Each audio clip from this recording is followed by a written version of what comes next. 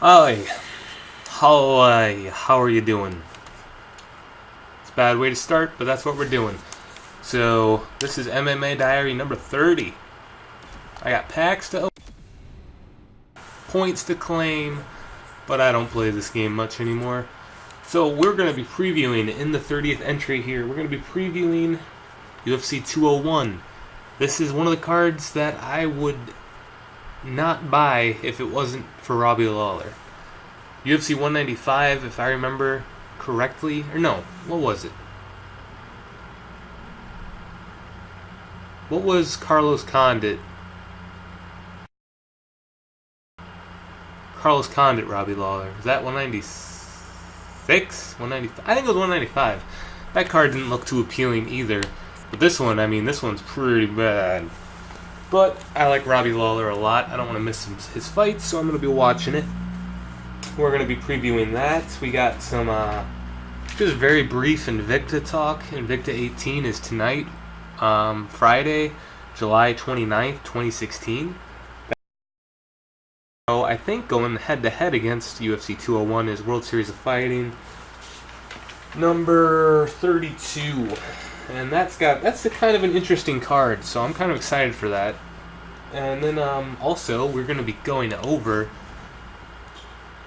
UFC on Fox 20, Bellator 159, and I ended up watching that Mackenzie Dern fight. Like I was, you have Access TV. Let's watch this one fight here, and we did, and it was all right. Also, we got some news and notes, and then fight of the week. Fight of the week. Yeah, so I didn't do too hot on this this Fox Sports or this UFC Fox 20 card. Did not do too hot at all on it. Let's go over it, shall we? Fuck it. The only fight that I really thought was interesting, that outside of these fights here, was Jim Allers versus Jason Knight, a featherweight fight on Fight Pass. Jason Knight is entertaining as hell. He's like a white trash hillbilly Diaz brother. There was a pre-fight stare down. Jim Allers was walking around the octagon, and then they just stopped. Like someone must have said something. It was probably Knight said something to him. They just stopped, and then they started walking. Jason Knight started walking towards him. It was pretty intense. And then Knight was yelling at him during the fight. Come for the takedown, bitch! I know you want it! He's just yelling at him. And then the second round ended crazily. And, like, I'm sold on Jason Knight. I gave him a follow. And he won via split decision, but it probably should have been, And Knight looked pretty good everywhere. I mean, I don't know how good Allers is necessarily, but Jason Knight impressed me. I'm excited to see him fight again. But there was also... Let's see here. Also, Alex Cowboy Oliveira beat James Muntasiri. Muntasiri got a pretty bad kick in the nuts. Kamaru dominated Alexander Yakovlev. Godfredo Pepe. He just couldn't get it done against Elkins. It wasn't necessarily an entertaining fight at all. So, that's kind of a bummer. Wineland was able to knock him out in the third. I picked the first, because I just wanted that play bonus, but I didn't even do the play bonus, but whatevs. Good for Wineland. I'm excited for Felice Herrig got the sub right away in the first. Kaylin Curran is such a pretty girl, but it's going to be, I think she'd be pretty good in Invicta. Like that, I think that's where her future home should be. But you know, Bellator's collecting a whole bunch of pretty girls, so it's wrong to just comment on girl fighters who are pretty. Like that's not why they're fighters, you know. Good for Felice Herrig. She seemed pretty emotional after the fight. Sounds like she was going through a pretty rough time, so it's nice for her to get a win in her hometown. Francis Ngannou mauled the shit out of Bojan Milijovic. Bojan, he's just a little guy. I felt real bad for him. Ngannou's a huge ass dude, and Bojan's like really small for a heavyweight. Ah, poor guy. Lewis versus Francis Ngannou.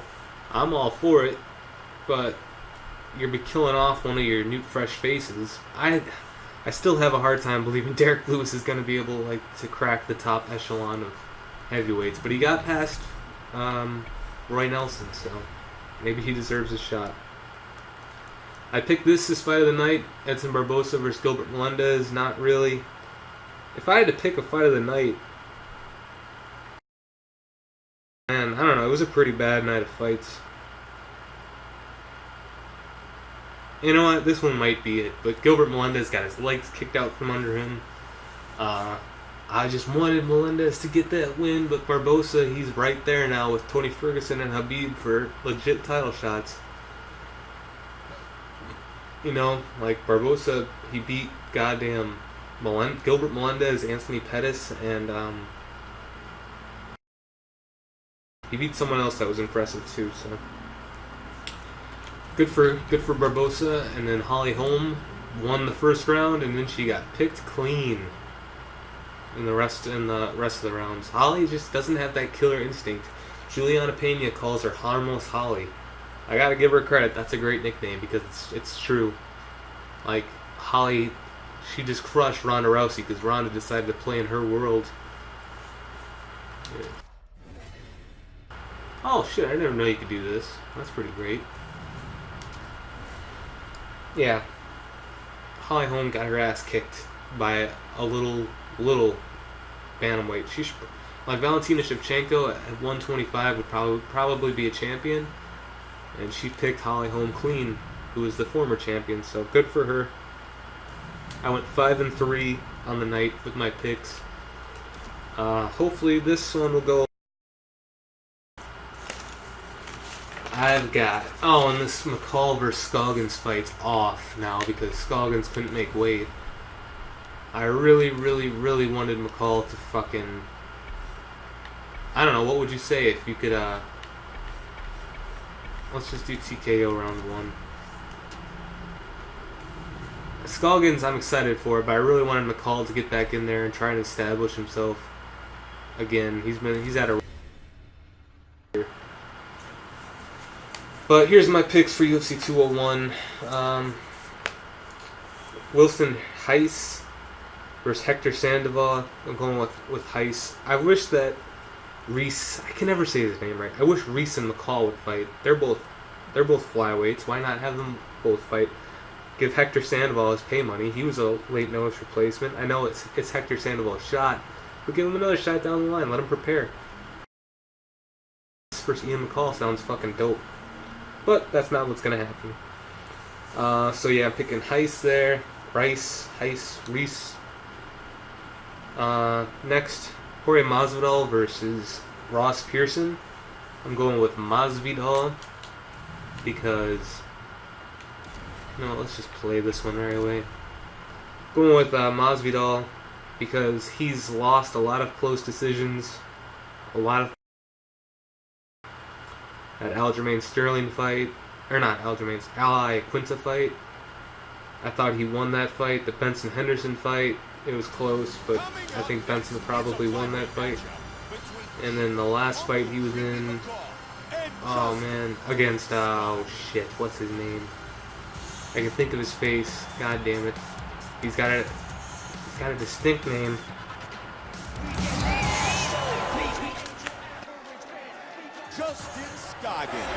He's fighting again recently or soon. Let me just check quick. Jorge Masvidal. And having that type of skill, knowing that you can protect yourself and yet still land devastating blows of your own, it is a distinct advantage. Going on his UFC profile page. Lorenz Larkin. That's who fucking fought. Here tonight, inside the octagon. Lorenz Larkin. and it was a split decision that he lost, but I'm pretty sure Lorenz Larkin won that fight anyways. But yeah, so this, if Masvidal lost this fight, that'd be 3 straight losses. He's going up against Ross Pearson, who lost his last fight at UFC fucking...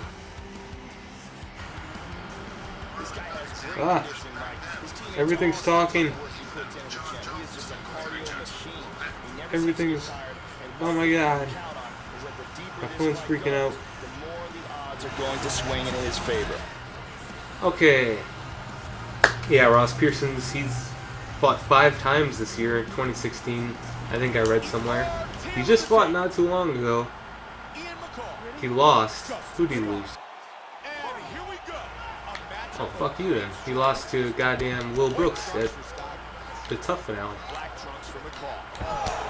Ian McCall is a highly skilled fighter with a wide variety of skills, both in stand-up and on the ground. Very good kickboxing. And so, very good there's a lot at stake for both of these guys. They both got a lot to lose. Pearson's had a rough go of things, but both of those guys, you just don't see why you would release them to a competitor, you know? Like, Darren Cruikshank, I can see because he's not necessarily a household name. I think both these guys are a household name. Side control here again. Who knows? I just know that if a Ross Pearson fight's on, I'm going to watch it. If a Jorge Masvidal fight's on, I'm going to watch it, you know? Featured prelim is Nikita Krylov. Hughes Herman. Interesting fight.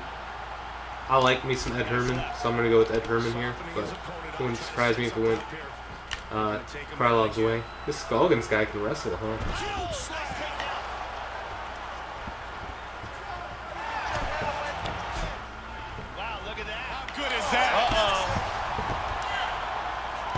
Back up to his feet again. Good punch by Scott. He's hurt, Mike. That was loud. Both men landing in that exchange. Tries for a low single.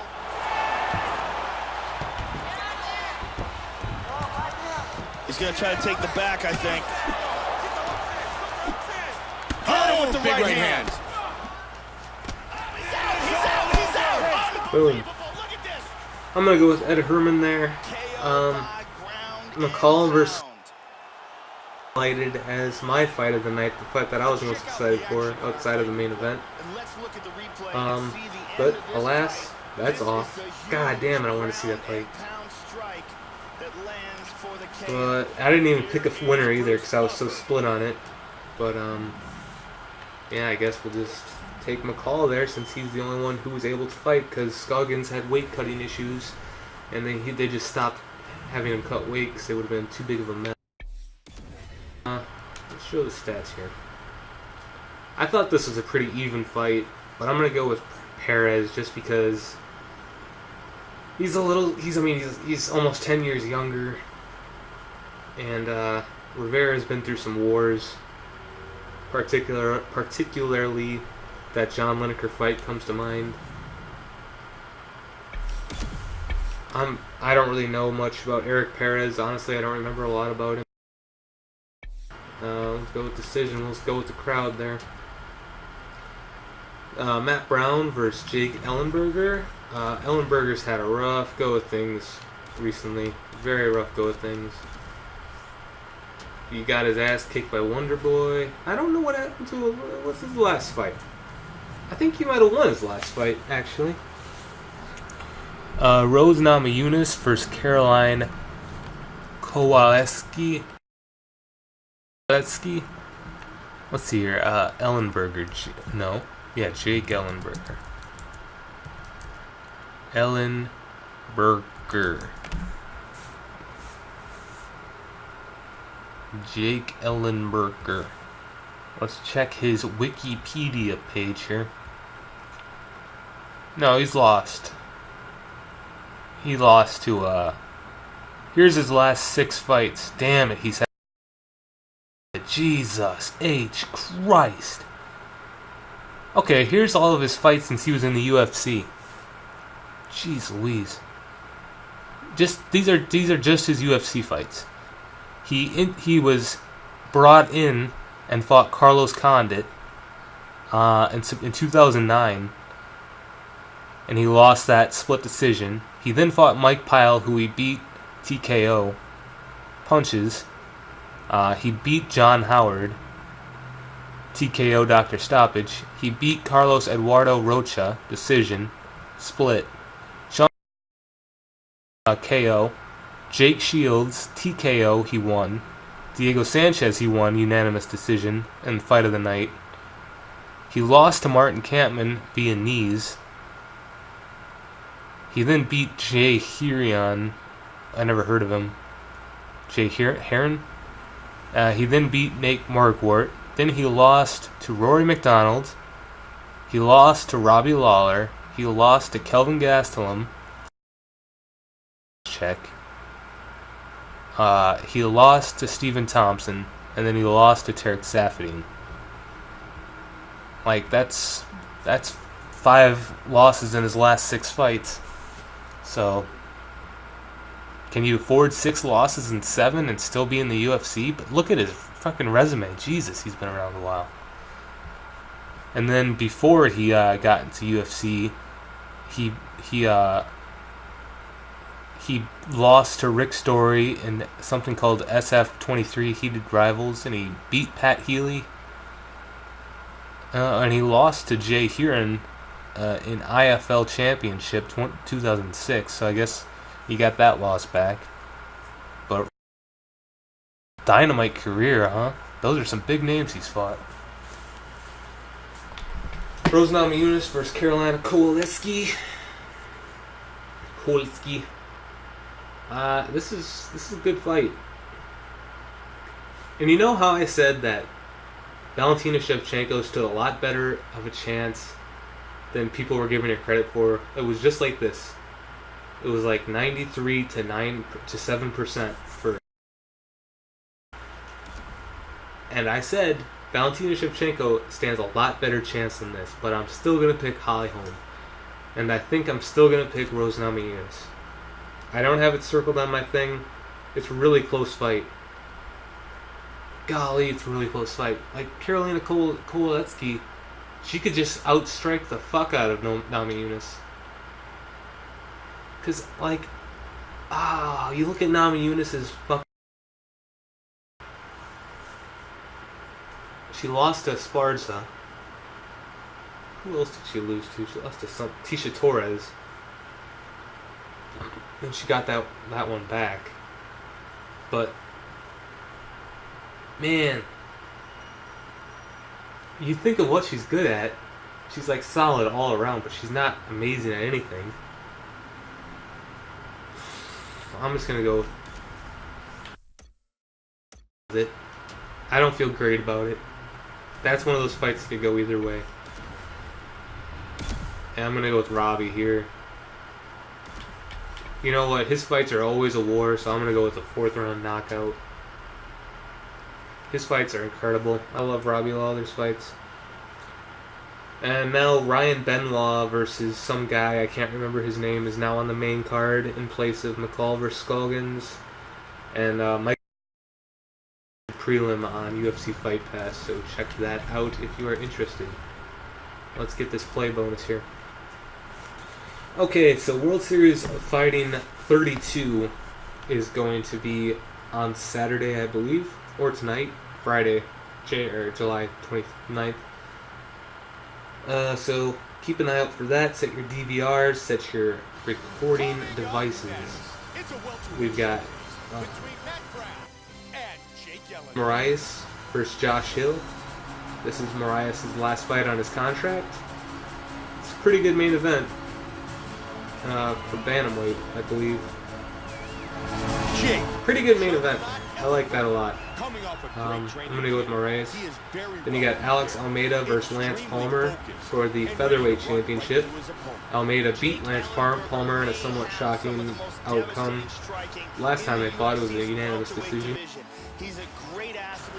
So they're rematching. I'm going to go with Lance Palmer just because I like me some Team Alpha Male dudes. Then you got someone named Lewis Taylor versus Phil Hawes, the big time Jackson Winklejohn prospect who lost his fight to get into the Ultimate Fighter house, and now World Series Fighting scooped him up. He fought for them last time, I believe, and he got a victory. So they're sending him out there again. They're weird brother versus brother. They're adopted brothers, but brother versus brother fight in Carlos Fodor versus Ben fucking Phoenix Jones Fodor. That guy, he's fucking a weirdo, and I want Carlos to beat the shit out of him. So I'm going with. I think he's the big brother. It's an interesting card, though. I'm excited for it.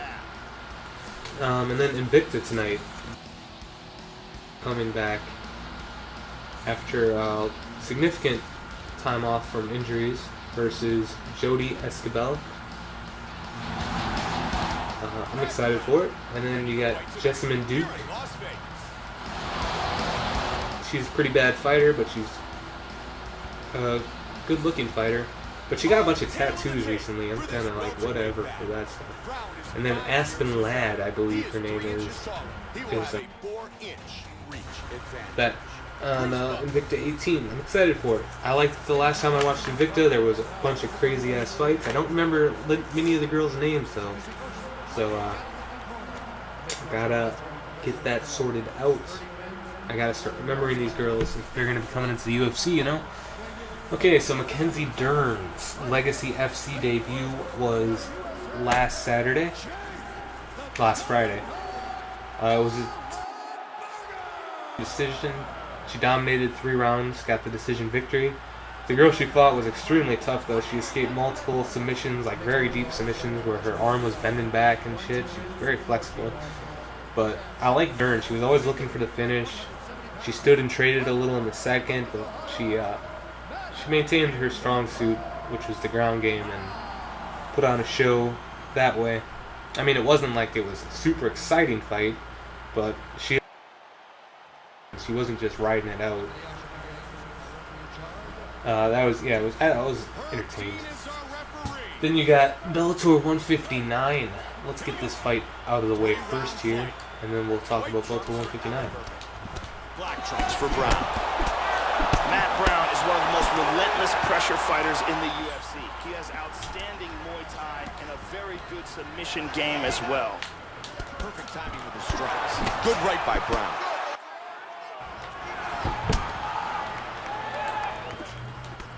That hook is blocked. These guys are going at it here right away, trading blows.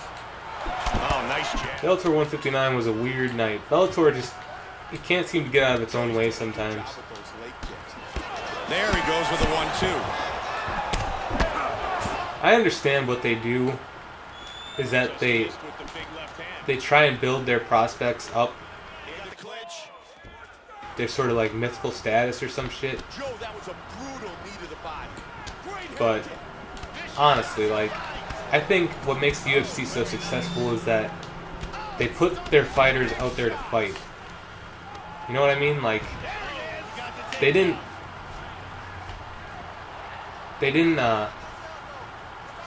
just give Brock Lesnar like a Stefan Struve or a goddamn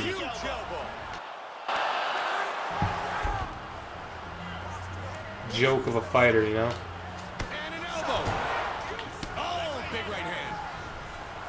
They gave him Mark Hunt, which is a real deal dude. He moves to full guard here. I'm so sick of the ground game. Now he's the full mount again. He hip escapes. He's out of the full mount.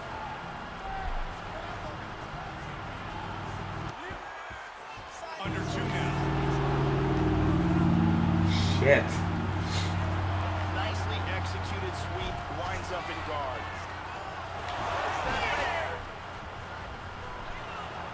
No, fucking Jesus. And there's the reversal.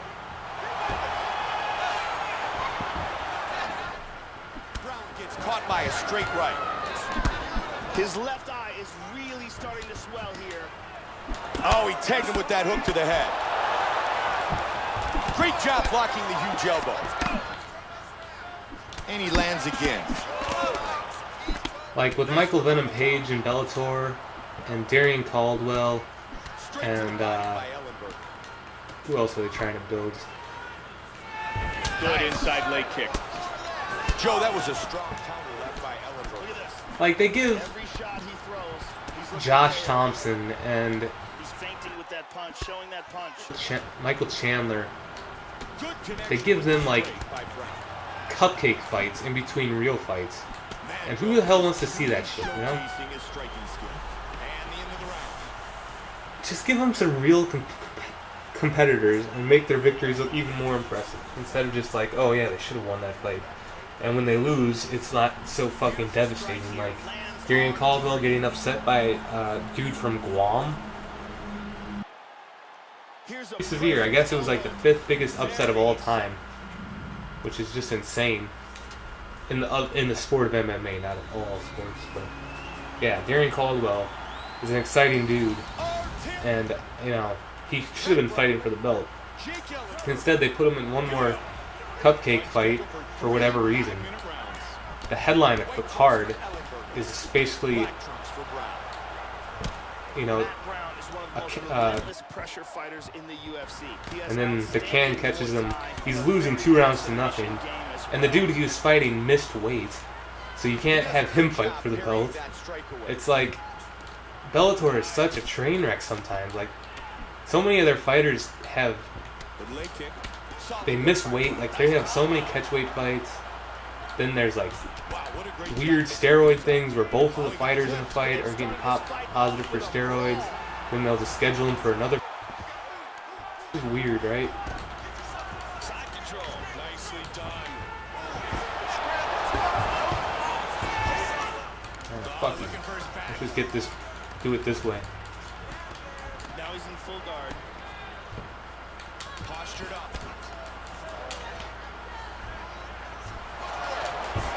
That's a big elbow, Joe. Huge elbow.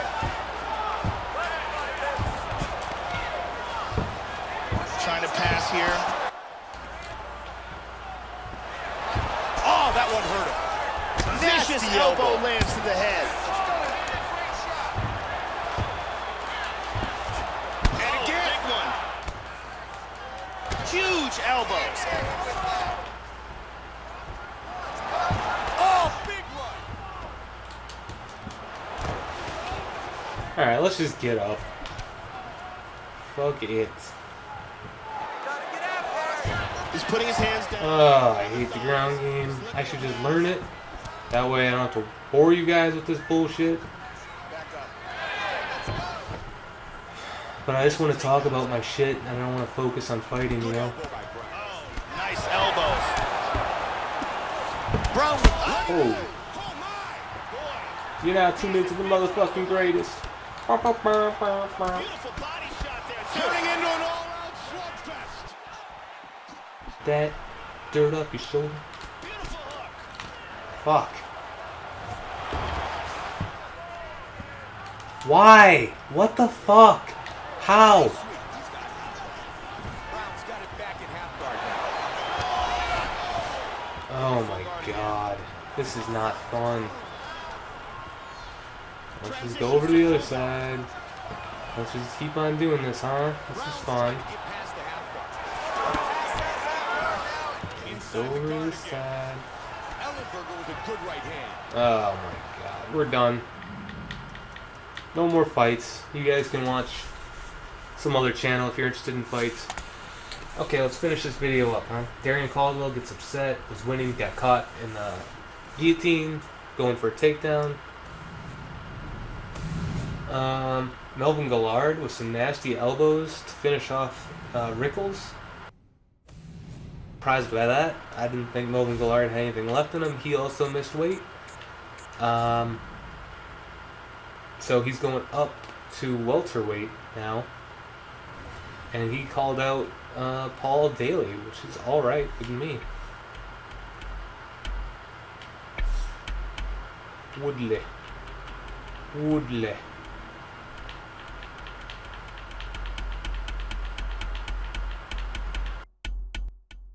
All of it anyways, but We'll just do this so you guys have something to watch. Where is this fight taking place? Oh, it's in Atlanta, that's right. Okay, so Guillard with some nasty elbows beats Rickles. Emily Ducati gets the sub victory over Emily versus who the hell did she fight? God damn it! Now let me look. Coming up next, it's a welterweight Bellator. and Tyron, the chosen one. 159.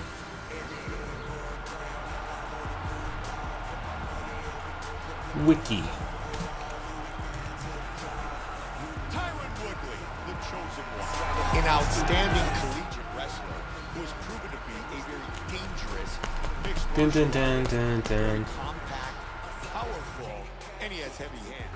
Tyron Woodley We fucking quick results. keep the fight on the feet. Emily Ducati beat Bruna Vargas. Bruna Vargas, very, very pretty. Very good looking girl. And then Jessica Middleton beat Bruna Ellen, who is also a very good girl.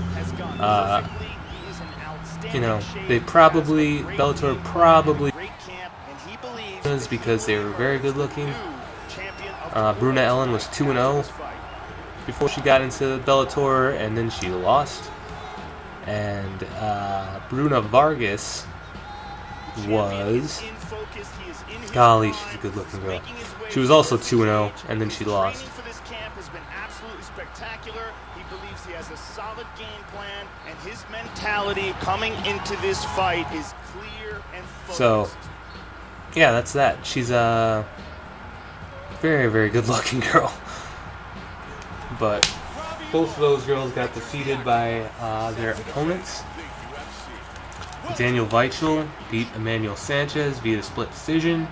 Tail of the tape. Joe Taimanglo.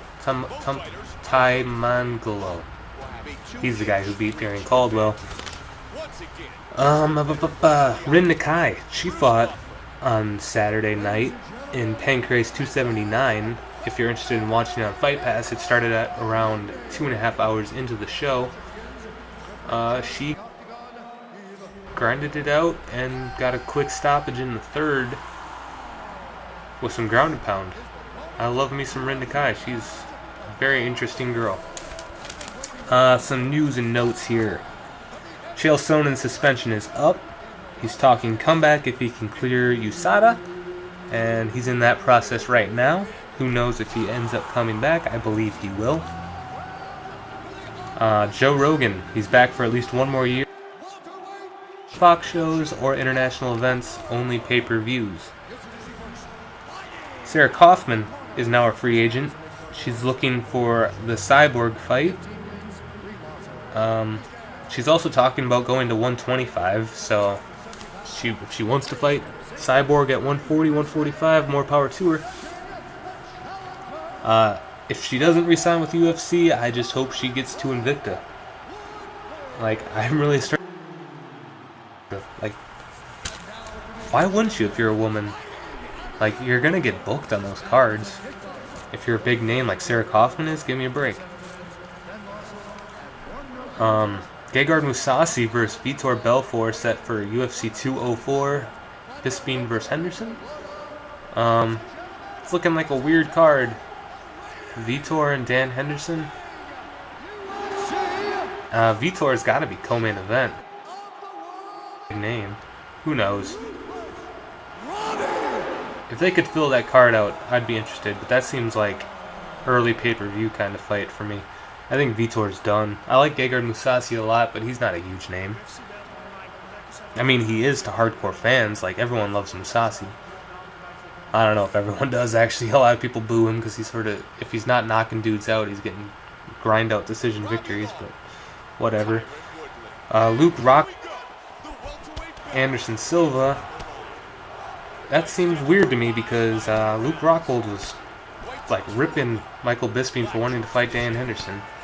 And I understand why he was ripping him, because he wanted his shot for the belt back, and if he can't get his shot for the belt, who else is he supposed to fight, right? I'd say wait for Chris Weidman to fight him, but if you don't want to do that, I guess you just go for the oldest dude you can, right? Because that's what he's doing. I mean, Bisping, you criticized Bisping for fighting an old dude in Dan Henderson. At least Henderson won his last fight. When's the last time Spider won a fight? People say he beat Bisping. He did not beat Bisping. The last time he won a fight was against Nick Diaz, and that was a pretty close fight. Like, he never really hurt Nick Diaz, and Nick Diaz was sort of he was a lot cleaner than Nick Diaz was, but Nick Diaz was making it a fight, and Diaz won that fight, but you know, 2 brutal losses to Chris Weidman, and then a kind of a lackluster fight against Nick Diaz. He lost to Michael Bisping. He lost to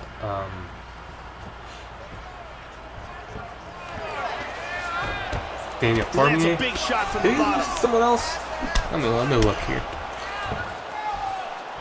Computer all. Excellent movement here on Since the I'm ground. acknowledging that I have my computer up and everything, I might as well make use of it, right? Anderson the Spider Silva. In the full guard here. Luke Rockhold wants to fight him. He is 41 years old. And he didn't lose to Nick, or he didn't beat Nick Diaz. It was originally an unanimous decision win for Silva, but over positive for drostanolone and andesterone. And Nick Diaz also tested positive for marijuana. Remember that whole thing? So technically, he's gone 4-1, 4-1 in his last 5 fights. But before that, Jesus.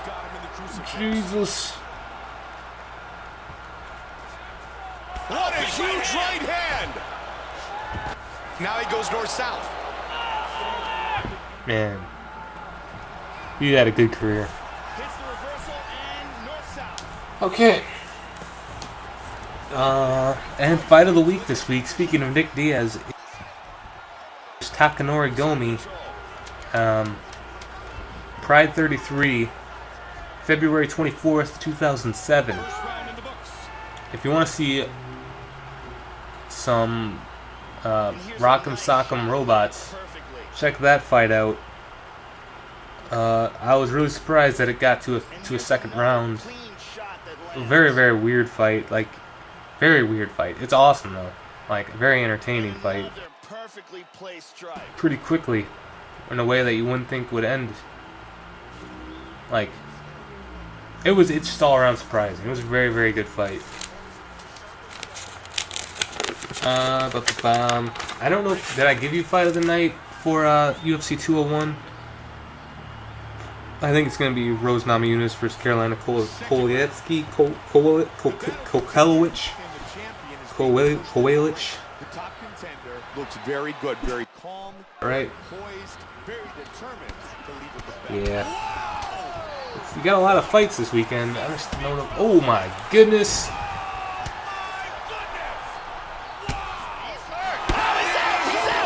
There you go. How about that for a knockout, huh? Wow. That was crazy. Perfect time to end the video, huh? Alright, if you guys enjoyed this video, check out my old ones. We do this every Friday. Unless there's no fights the previous week and there's no fights the coming week. God damn, that's good. I hope you enjoy this Robbie Lawler fight. I hope that the fights are good on the card, because if they're not, if they're boring, I'm going to feel real bad about spending the $60. But other than that, I hope you enjoyed the show. Yeah, thanks for watching. Peace.